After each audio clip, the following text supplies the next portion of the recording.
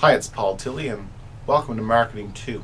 Today I wanted to look at Chapter 14, Marketing Channels. And we're going to explore marketing channels from the point of view of what are marketing channels, why are they there, how long are they, and what purposes they serve. So let's get into it. First and foremost, we have to recognize that a product comes from a manufacturer and it works its way to you, the consumer. We're investigating in this unit how it works its way to you, the consumer. That route is called a channel, a marketing channel. And sometimes that route is very short, sometimes that route is very long. And we have to understand why the routes may be short or long. First, let's take a look at a formal definition. A marketing channel is a channel of distribution. It is how a product gets from the manufacturer to you. That channel could involve what we call intermediaries. Intermediaries are go-betweens or in-betweens that take the product from the manufacturer and carry it in some way or another prior to it getting to you. We think of intermediaries. Retailers are a classic example of an intermediary we are most familiar with.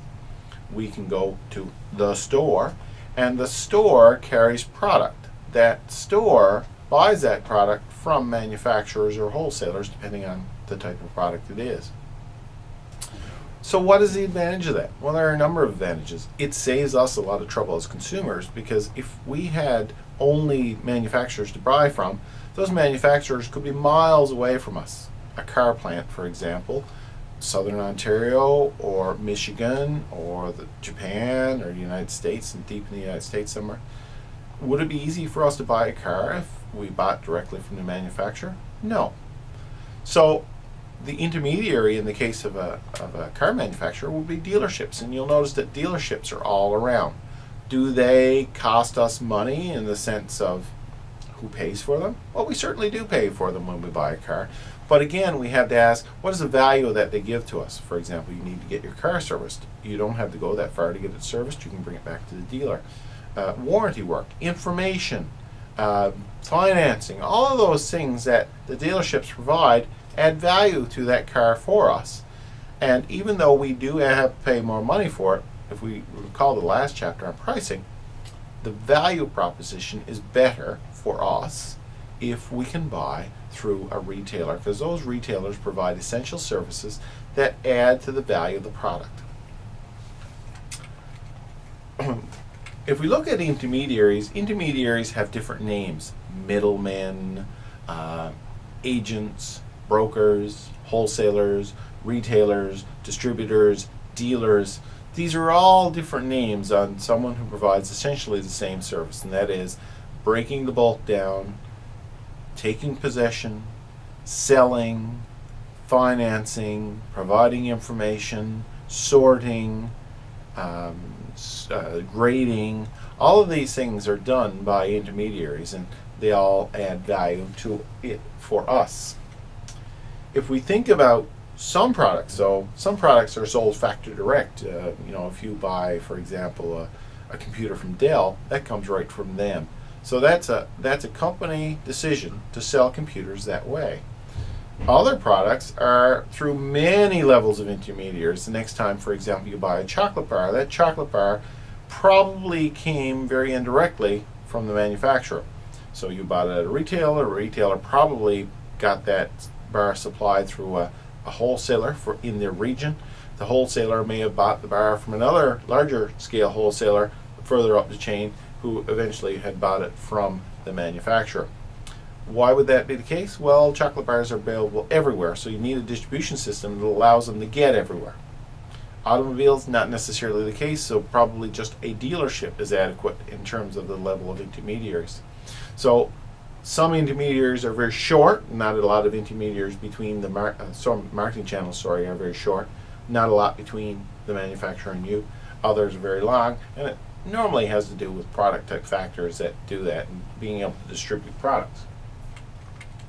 If we look at intermediaries, it's important to understand the functions of intermediaries. And functions of intermediaries are things that intermediaries do to add value. Generally, they fall into three, these intermediary functions fall into three major categories. First of all, we have what's called transactional function. Transactional functions deal with the actual transaction. They buy the product, they sell the product to us, and they take a certain amount of risk as we use the product. So, for example, we may not buy the product. It may stay on the shelf in the store for years. It's not acceptable. We may bring the product back. We may do some damage to the product by walking by and pulling it off the shelf, for example. The intermediaries, these transactional functions, are things that are absorbed or done by the intermediary that give us that extra transactional type value. We also have what's called logistical functions that these intermediaries provide. Logistics deal with shipping and storage. So generally they ship the product, they bring it to us, they store the product, they put it on their shelves in a heated room. They grade the product for us, certain levels, so grade eggs, grade B eggs, large eggs, small eggs, these sorts of things. And they would sort the product. They'd have to be able to say, okay, different stores will get different amounts. So they break it down in bulk. We also have a third function of intermediaries called facilitating functions. And the facilitating function is allowing us to buy the product easily. First of all, they provide information, a key facilitation function. They also do some marketing, financing, marketing information systems, helping us get the product through financing it or understanding how it works. So these are all important aspects of what intermediaries do. Now, we also have to look at the different types of intermediaries. So we think about what are some of these intermediaries. One of the ones that's looked at there specifically is wholesalers. Now, wholesalers are higher up the channel, and they tend to fall into two basic groups. That is wholesalers that have a full service line. They do a lot of things, and what we mean by a lot of things are those three functions: transactional, logistical, and facilitating functions. If they do all of those are called full service wholesalers. Limited service wholesalers, on the other hand, only provide one or two of the three basic functions. They don't do everything, and usually smaller wholesalers who are lower down the channel may not do everything, so they are limited service wholesalers. We also have to be able to differentiate between the role of an agent and the role of a broker. Both are intermediaries in the wholesale function, but they have different focuses. An agent represents the manufacturer. So when we go see an agent, they're going to try to sell us their manufacturer's product. A broker, on the other hand, works closer to us. They do not represent anybody except us, and they go and try to find the best deal among several manufacturers for us. So they're like a buyer for us.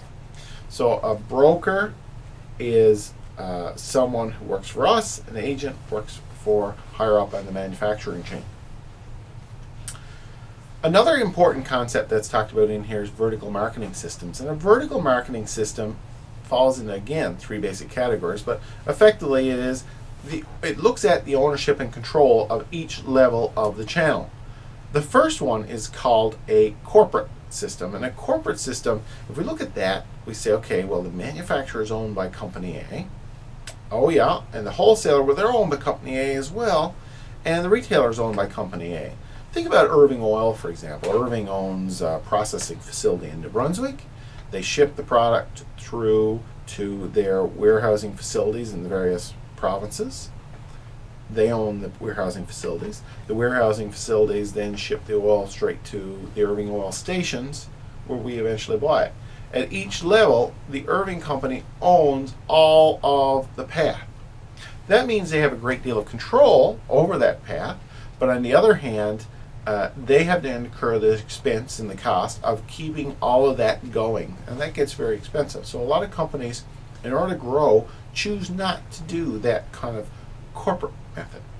They would prefer what we call a contractual method. And the contractual franchising, the contractual is analogous to franchising. The contractual system means that what we have is a contract between the channel members. So a manufacturer, for example, has a contract with an intermediary to represent it and it only, or a retailer to represent it and it only. a franchise is an example of a contractual. So for example, a Tim Hortons Donuts franchise only sells Tim Hortons coffee that they are supplied through TDL Limited, which is Tim Hortons. So this means that there's a physical contract. Now, is the donut shop owned by Tim Hortons? No, it's owned by a private individual or a company, and that in turn franchises the rights to the name and the processes in order to sell that product. So it's a contractual system. The third type of system is called an administered system.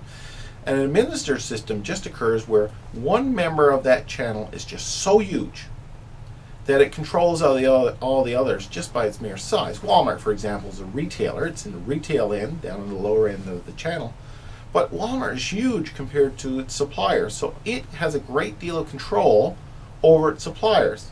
So as a result, there is no strict ownership of any of the components in the channel that Walmart would have, but they have a lot of sway, and that sway allows them to use or move their product in the way that they want, where they want it to be, for the price they want it to be.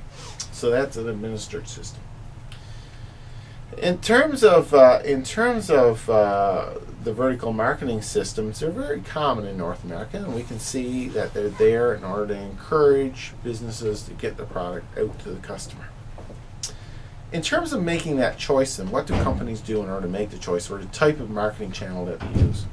Generally, it falls into several categories, and there are several factors that influence this. The environmental factors, such as technology. You think of the internet has allowed a lot of companies to sell product direct to customers through that channel, that indirect or that direct marketing channel known as the internet.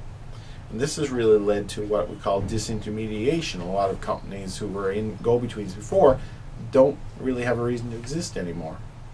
So these are examples of environmental factors. We also have the consumer factors. Consumers demand certain products be available everywhere, so a long marketing channel allows for that to happen, such as chocolate bars. We also have product factors. Certain products lend themselves to being spread widely, for example, chocolate bars, whereas other products tend to be very focused. Airplanes, for example. When you buy an airplane, it's a large airplane. It generally comes from the manufacturer as opposed to going through an intermediary. That's because the manufacturers don't sell too many. Bombardier, for example, would sell 100 airplanes a year in good years, and they can deal with each of their customers very easily through that process, and the customers in turn can benefit from that. The company also chooses the type of method it uses. LL Bean, for example, chooses to use an online direct marketing type approach. It's their choice.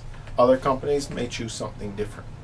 So these all culminate in a product getting from the customer getting from the manufacturer to the customer in an efficient and effective way that allows customers to benefit.